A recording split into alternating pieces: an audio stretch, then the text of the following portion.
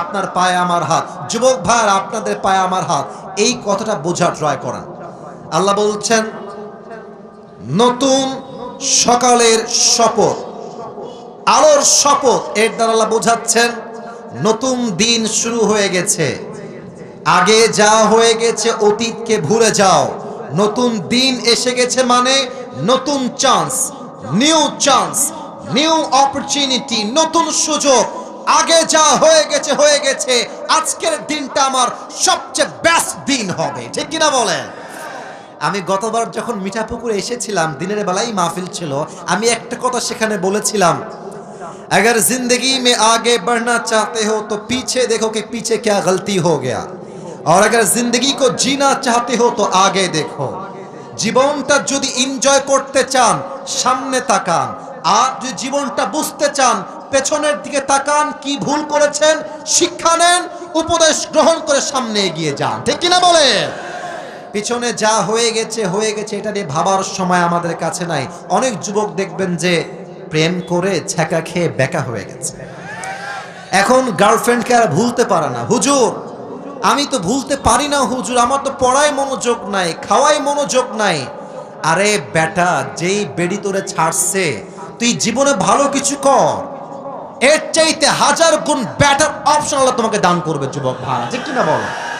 जो हो गया उसके बारे में सोचना नहीं है मेरे दोस्त, मदा मा मदा लैसा लहुल कदा, गुज़श्ता ज़माना कभी वापस नहीं आता। So don't think about your past, think about your present. যে অতীত নিয়ে ভাবে সে অতীতেই থেকে যায়, আর যে বর্তমান নিয়ে ভাবে সে ভবিষ্যতের সামনে এগিয়ে যায়। ওয়াদুহা, নতুন দিনের শপথ, আলোর শপথ, যা হয়ে গেছে, নতুন করে আবার শুরু করো। আচ্ছা বলেন তো সবর কাকে বলে?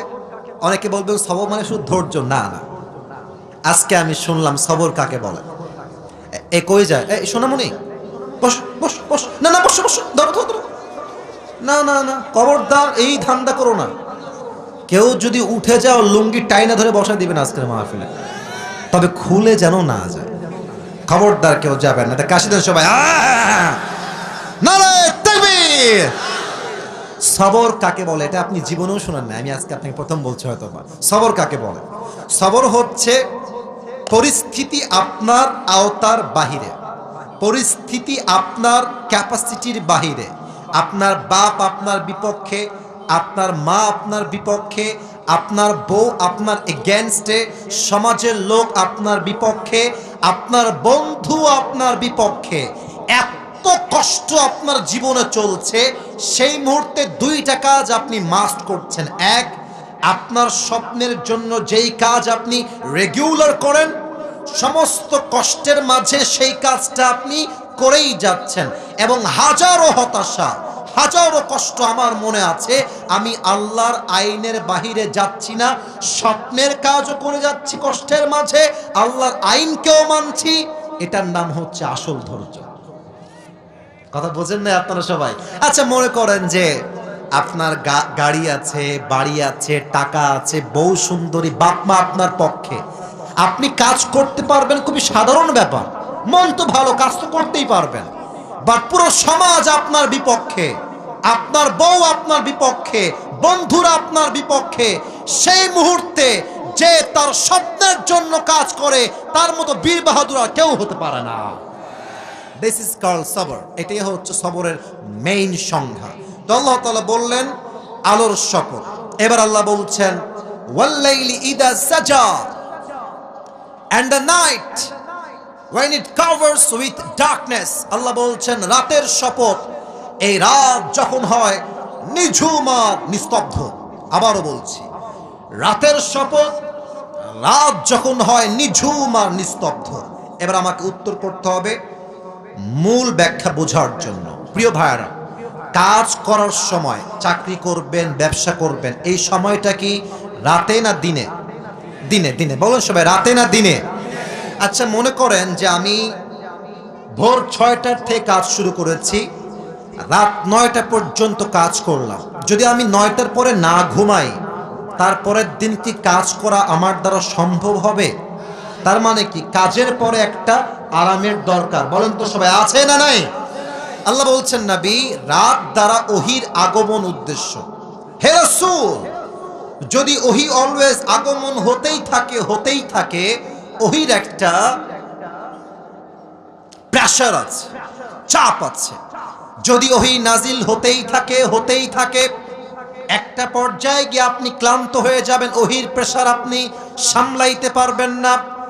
হে আমার নবী, হে আল্লাহর হাবিব, দিন শেষে রাত না আসলে যেমন ভালো লাগে না, ঠিক তেমনি ভাবে ওহি যদি নাজিল হতেই থাকে আপনি ক্লান্ত হয়ে যাবেন। আমি আল্লাহ যে ওহি বন্ধ করেছে মানে এটা নয় যে আমি আল্লাহ নারাজ হয়ে গিয়েছি, বরং দিন শেষে রাত আসে শান্তির জন্য। আমি আল্লাহ রাতকে দিয়েছি আরামের জন্য।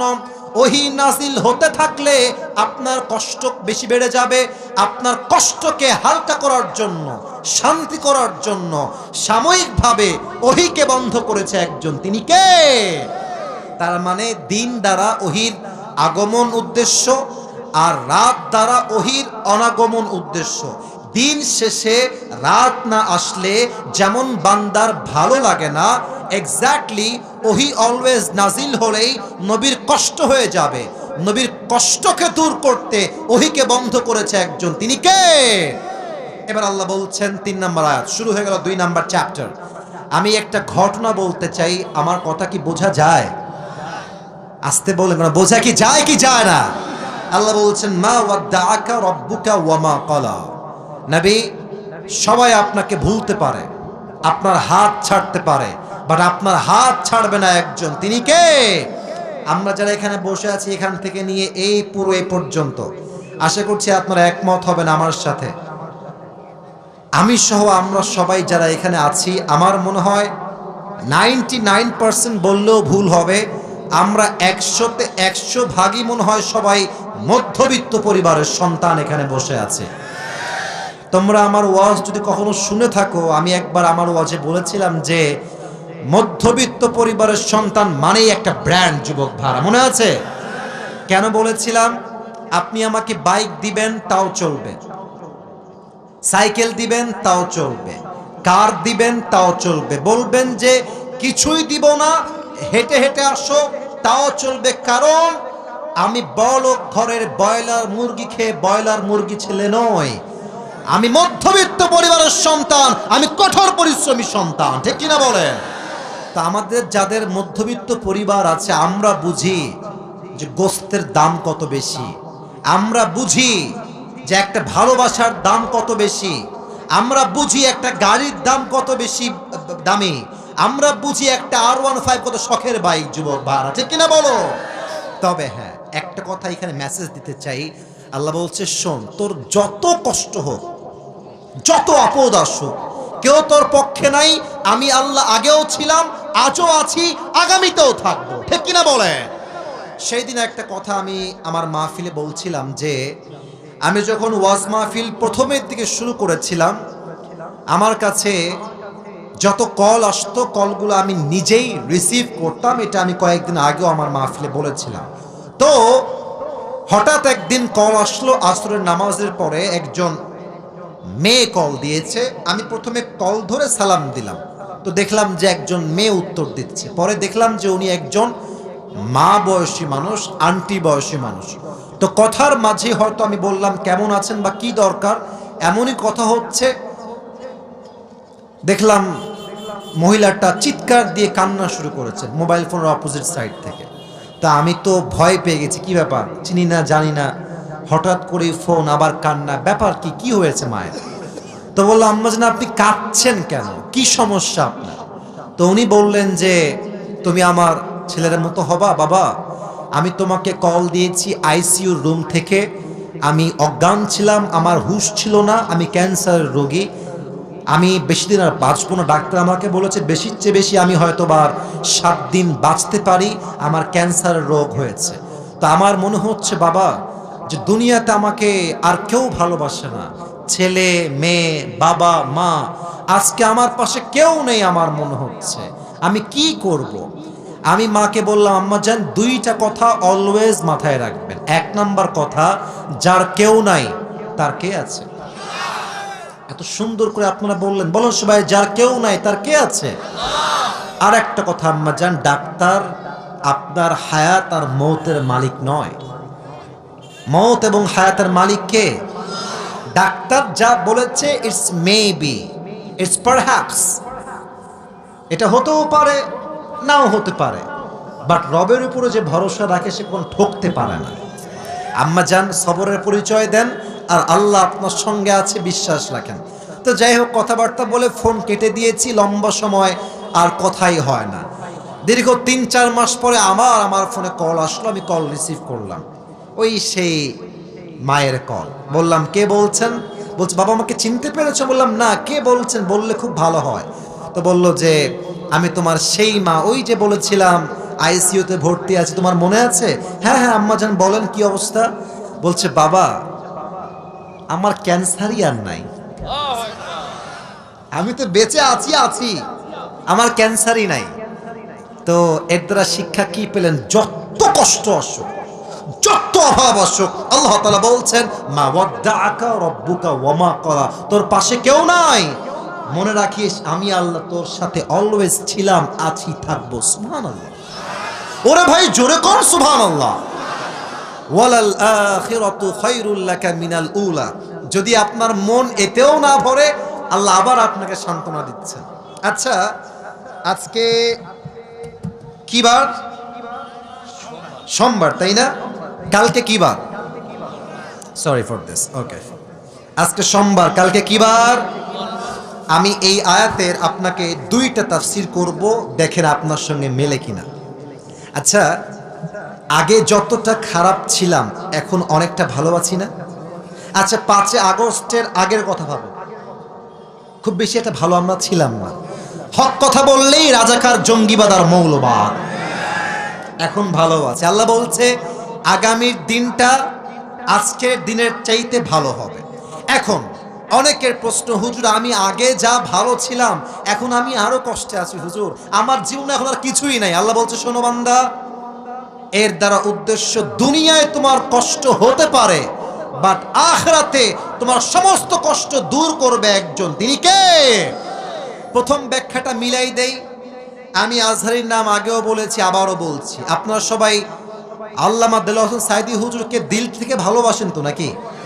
আচ্ছা আপনাদের মনে আছে কিনা আওয়ামী স্বৈরাচাররা সাঈদী সাহেবকে বলেছেন তিনি হচ্ছেন রাজাকার, আর সাঈদী সাহেব ওপেনলি মাইক নিয়ে বলেছিলেন 1971 সালের কোন প্রকার দেশ বিরোধী শক্তির কোন কাদা মাটি সাঈদীর গায়ে লাগে নাই, রংপুরের ভার আছে কিনা বলে। তবে উনি যখন সংসদ দাঁড়িয়ে বক্তব্য দিচ্ছিলেন, ওনার পাশের সেক্রেটারি বেঞ্চ থেকে বলা হয়েছিল সাঈদী সাহেব হচ্ছেন রাজাকার, আর সাঈদী সাহেব তার বুকের সমস্ত শক্তিকে এক করে বলেছিলেন হিন্দুস্তানের রাজাকাররা আমি সাঈদীকে রাজাকার বলতে পারে। আচ্ছা দেখেন তো, সাঈদী সাহেবকে এত মিথ্যা ট্যাগ দেওয়া হলো যে উনি রাজাকার, উনি এই উনি সেই, ওনার সম্মান কি কমলো না বাড়লো? কমলো না বাড়লো? 15 বছর জেল খেটেছে, শহীদ হয়েছে, প্রমাণ করেছে মুসলমান শহীদ হতে প্রস্তুত আছে, বাতিলের সামনে মাথা নত করতে প্রস্তুত নয়। যুবক ভাই ঠিক কিনা বলো? আল্লাহ বলছেন এই স্বৈরাচারের দিনটাই আসল দিন নয়, আগামীতে এমন একটা দিন আসবে স্বৈরাচার বিদায় নিবে, মুসলমানদের বিজয় ঘটবে আল্লাহর এই জমিনে। 1 নাম্বার এক্সাম্পল। দ্বিতীয় এক্সাম্পল খুব খেয়াল করবেন, যখন আজহারী সাহেব এই দেশের একজন টপ ফেমাস স্কলার হলেন, এটা 2019 সালের কথা, পুরো দেশের যেখানেই তিনি যান সেখানেই 5 লাখ 10 লাখ মানুষের সমাগম হয়ে যায়। আপনাদের অনেকের মনে নাই, কিন্তু প্রত্যেকটা ইতিহাস আমার কলিজায় লেখা আছে, আমার সব মনে আছে। আমাদের তৎকালীন সময়ে আওয়ামী শাসনের ধর্মমন্ত্রী, তার নাম হচ্ছে বলতে চাই না, তিনি ধর্মমন্ত্রী, তিনি বললেন যে আজহারি মাঝহারি হচ্ছে এগুলো সব জামাতের প্রোডাক্ট। এটা বলে মিথ্যাচার ত্যাগ করে দেশ থেকে বিদেশের মাটিতে তাকে পাঠাতে বাধ্য করা হলো। আল্লাহ বলছে আজহারি ওয়ালাল আখিরাতু খায়রুল লাকা মিনাল উলা, ये दिन ही आखिरी दिन नहीं है, सामने और भी दिन बाकी है। যুবক ভাইরা, তারা তাড়াই দিল আজহারী সাহেবকে, সময়ের পরিবর্তন দেখেন। আজ এমন একটা সময় এসেছে যারা আজহারীকে জামাতের ট্যাগ দিয়ে দেশ ছাড়তে বাধ্য করেছে, আজ তারা দিল্লি পালিয়েছে, আর আজহারী বিজয়ের বেশে মাতৃভূমিতে আবার ফিরে এসেছে। আল্লাহ বলছেন আজকের দিন শেষ দিন নয়, আগামীতে ভালো দিন আছে না নাই?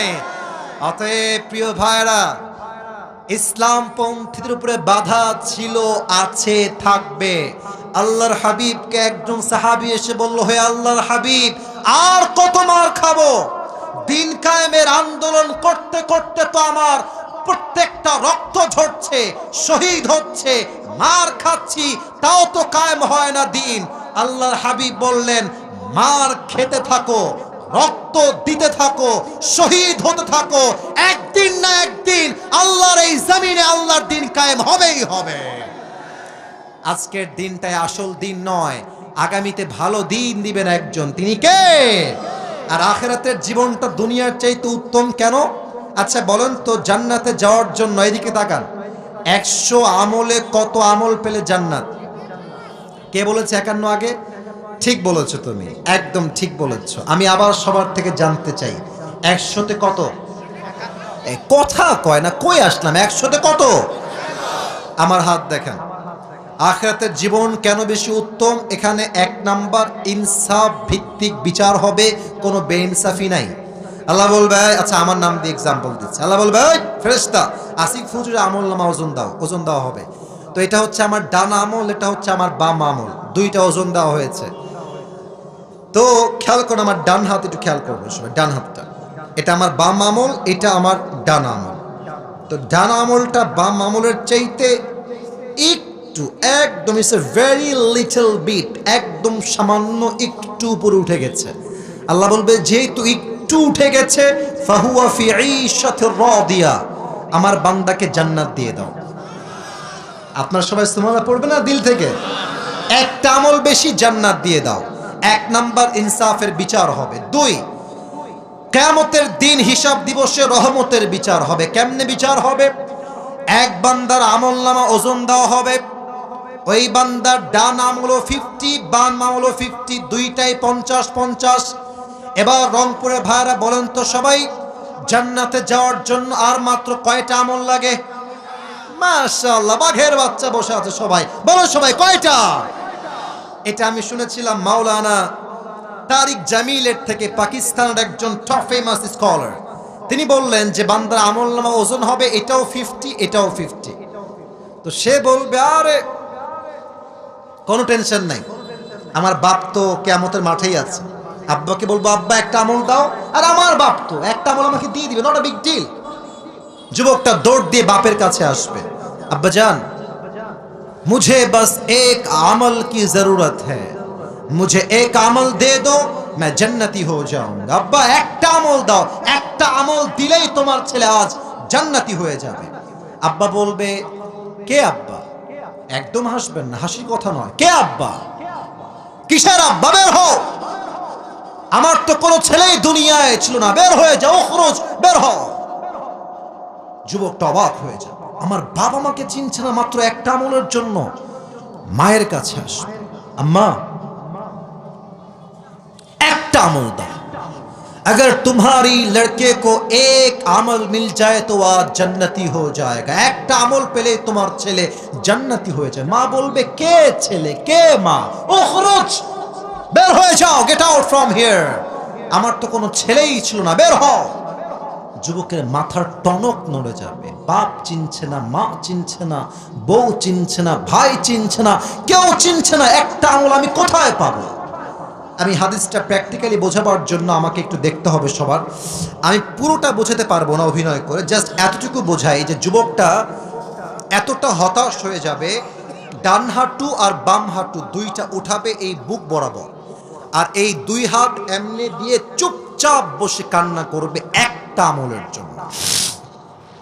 কিয়ামতের ময়দানে একজন যুবক তার কাছে দৌড় দিয়ে আসবে, এবার ডাক দিয়ে বলবে, ভাই তুমি ইতনি পরেশান কিউ হো, তুমি क्या चाहिए मुझे बताओ। ভাই তুমি এত চিন্তিত কেন, তোমার কি লাগবে আমাকে বলো। সে তাকায় বলবে, ধুরো মিয়া, আপনি কে, জানতো এখান থেকে। বাপ চিনছে না, মা চিনছে না, বউ চিনছে না। হু আর ইউ, তুমি কে, বের হও, তুমি আমার কোনো কাজেই আসবা না। তো সে বলবে ভাই मुझे बताओ तो सही तुम्हें क्या चाहिए, हो सकता है कि मैं तुम्हारी मदद कर भी सकता हूं, होते पारे যে আমি তোমার সহযোগিতা করতেও পারি। तो अनेक काकुतिर परे से बोलबे भाई मेरी जो दोनों अमल है दोनों 50-50 हो गया है, अगर मैं जन्नत में जाना चाहूं तो मुझे बस एक अमल की जरूरत है। जन्नते जेते चाइले आमार अमल लागबे मात्र एकटा। बोलबे सिर्फ एक अमल की जरूरत है तुम्हें, তোমার কি একটা আমল লাগবে আর নয়? বলছে yes, I just need on good deeds, একটা আমল হলেই জান্নাতি। ও আচ্ছা ঠিক আছে, যাও ওই একটা আমল আজকে তোমার ভাই তোমাকে দান করবে। না সুবহানাল্লাহ, দিল থেকে হয় না, পড়ুন সুবহানাল্লাহ। তো আমি চশমাটা খুলছি জাস্ট রিয়াকশন বোঝাবার জন্য। এমনে আরে ভাই তুমি আমাকে একটা আমল দিবা? বাপ দেয়নি, মা দেয়নি, বউ দেয়নি, বাচ্চা দেয়নি, যাদের জন্য পুরো জীবনটাই তামা করলাম, কেউ আমাকে একটা আমল দেয় না, তুমি আমাকে একটা আমল দিবা? क्या ये सच है या झूठ है? तुम वाकई में मुझे एक अमल देने वाले हो मेरे भाई, একটা আমল দিবা? আরে ভাই আপনি নিবেন কিনা তাই কোন। আরে ভাই দেন দেন, একটা আমল নিয়ে সোজা আল্লাহর কাছে দৌড় দিবে। আল্লাহ ये देखो मुझे एक अमल मिल गया है, मुझे अभी के अभी जन्नत में दाखिल करा दो। আল্লাহ একটা আমল পেয়ে গেছি, জান্নাত দাও। আল্লাহ বলবে এই কি রে, তোকে একটা আমল কে দিল রে? তোর বাপ দেয়নি, ভাই দেয়নি, বউ দেয়নি, মা দেয়নি, কেউ দেয়নি। কিসনে তুঝে এক আমল দিয়া है, কে দিল? ও বলবে হাদা আখি, this is my brother who has given me this on this, इसने मुझे एक আমল दिया है, এই আমার ভাই একটা আমল দিয়েছে। আল্লাহ বলবে डजंट मेक एनी सेंस, तेरा दिमाग तो ठीक है, बाप ने नहीं दिया, माँ ने नहीं दिया, भाई ने नहीं दिया, बीवी ने भी नहीं दिया, तू कौन होता है एक अमल देने वाला? तू केन एक अमल दिली? ओए जुबक डाक दिए बोलबे अल्लाह मैं क्या बताऊं, मेरे पास अमल है तो बस एक ही अमल है, अगर वो एक अमल है तो भी मैं जहन्नम में जाऊंगा, नहीं है तो भी मैं जहन्नम में जाऊंगा। আমার কাছে আমল আছেই মাত্র একটা, ও থাকলেও আমি জাহান্নামী, না থাকলেও আমি জাহান্নামী।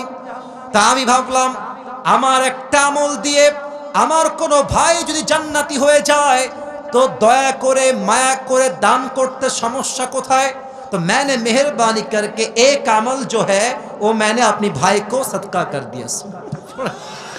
अल्लाह बोलबे ओ अच्छा अच्छा, तार माने তুমি রবের চাইতে বেশি দয়াময় হতে চাও না? আনার রহমান, আনার রহিম, I am the most merciful, I am the most gracious, I am the most kindful Lord, मुझसे बड़ा मेहरबान और कोई नहीं हो सकता। आज तुझे एक अमल मिल गया है, 51 हो गया है, तू जन्नत में जा, मगर तू अकेले जन्नत में मत जाना, जिसने तुझे एक अमल दिया है तू भी जन्नत में जा, उसे भी साथ लेकर दोनों जन्नत में चले जा। যাও দুইজন মিলে জান্নাতে যাও। একজন যাবা কেন? কারণ ইনসাফ হবে, দুই রহমত হবে, এক ইনসাফের বিচার হবে, দুই মায়ার বিচার হবে, দয়ার বিচার হবে। এই জন্য দুনিয়ার জীবনের চাইতে আখিরাতের জীবনকে উত্তম ঘোষণা করেছে একজন, তিনি কে? ওয়ালাল আখিরাতু খায়রুল লাকা মিনাল উলা। চারটা তো বেজেই গেল, আপনারা তো বিরক্ত হয়ে গেছেন নাকি? বিরক্ত হন নাই তো আপনারা?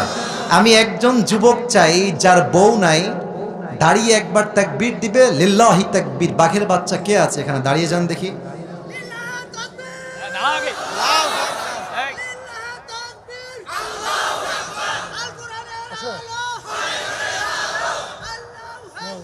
মাশাআল্লাহ, ভাইয়ের বিয়ে খুব ভালো হবে না বোঝা যাচ্ছে, কারণ সাউন্ড খুব ভালো না। আচ্ছা আরেকজন লাগবে না, আমিই দিচ্ছি, আমিই পারবো ইনশাআল্লাহ। সবাই মিলে কাশি দিন দেখি, আর সবাই দেন কাশি মিয়া। নারায়ে তাকবীর। এবার আয়াতগুলোকে আর আহামরি ব্যাখ্যায় যাব না, আমরা সবাই জানি একটা প্রবাদ বাক্য, শেষ ভালো যার সব ভালো তার। দেখা যাক আপনার কতটুকু আমাকে শেষটা ভালো দেন। ওয়ালা সাউফা ইউতিকা রাব্বুকা ফাতারদা। আল্লাহ বলছেন বান্দা যা যা তোর জীবনে হারিয়েছে, হারিয়ে যাওয়া জিনিস নিয়ে আফসোস করিস না, আমার উপরে ভরসা রাখ। যা হারিয়ে গেছে তার চাইতে উত্তম জিনিস দিবে একজন, তিনি কে? এবার বলেন তো একটা উত্তর আমাকে সবাই দিল থেকে, নামাজের পরে আমরা হাত তুলে এইটা কি করি? মোনাজাত বা দোয়া। বলেন সব মোনাজাত বা দোয়া। আচ্ছা, অনেকে আমাকে প্রশ্ন করে যে হুজুর দেন দেন আমাকে চা দেন, এখানে দেন, দোয়া করি হুজুর আমার দোয়া কবুল হয় না কেন? এই প্রশ্ন আমাদের আছে না ভাই? হুজুর কথা কয় আপনারা কর না, আমাদের দোয়া কবুল হয় না মাঝে মাঝে, এই প্রশ্ন আমাদের সবার আছে না নাই? আমি একটা কথা আপনাকে ইনশিওর করে বলছি মুরব্বী আব্বাজান, যুবক ভাইরা শুনবেন, আবারও বলছি শোনেন, আবারও বলছি শোনেন, আপনার প্রত্যেকটা দোয়া আল্লাহ কবুল করে নিয়েছে।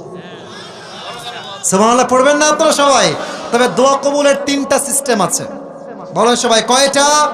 এক, বান্দা বলবে আল্লাহ গাড়ি চাই, আল্লাহ বলবে যা তোকে এখনই গাড়ি দিয়ে দিলাম, একটা চাওয়ার সঙ্গে সঙ্গেই পেয়ে যাবেন। 2, আল্লাহ বলে বান্দা এখন চেয়েছিস, তবে ওইটা তোর জন্য এখন পারফেক্ট না, আগামীতে পারফেক্ট হবে, একটু অপেক্ষা কর, তোর দোয়া আগামীতে কবুল করবে একজন, তিনি কে?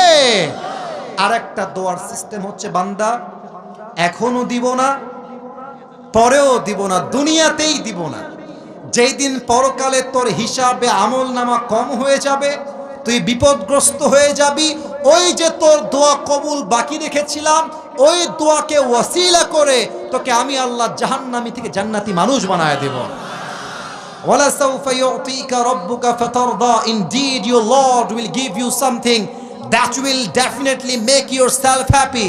Whatever you have lost doesn't matter. Allah will give you something that will definitely make you happy. যা হারিয়ে গেছে যাক, আমার বিশ্বাস যা নিয়ে গেছে তা আমার রবের ছিল, যা আমাকে আল্লাহ দিবেন তিনিই দিবেন, যা হারিয়ে গিয়েছে তার চাইতে উত্তম কিছু আল্লাহ আমাকে দিবেন, এটাই আমার বিশ্বাস, ঠিক কিনা বলেন?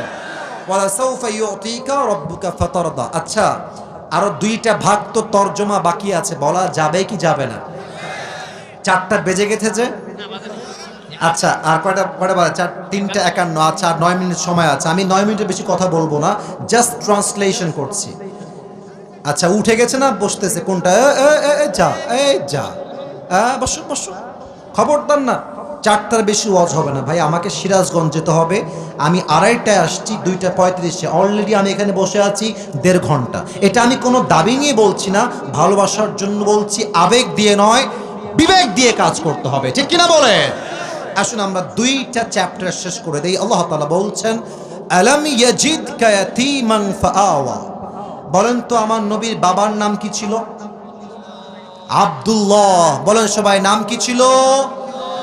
এবার বলেন নবীজির মায়ের নাম কি ছিল? বলেন তো নবীজির দাদার নাম কি ছিল? চাচার নাম কি ছিল? আবু তালেব। বলেন সবাই আবু। একের পর এক সবাই বিদায় নিয়েছে। আল্লাহ বলছেন নবী আপনি তো ইয়াতীম ছিলেন, আপনাকে ইয়াতীম থাকা অবস্থায় আপনার লালন পালন করেছে একজন, আওয়াজ দিয়ে বলেন সবাই তিনি কে? 1 নাম্বার। 2 নাম্বার, ওয়াওয়াজাদাকা দাল্লান ফাহাদা।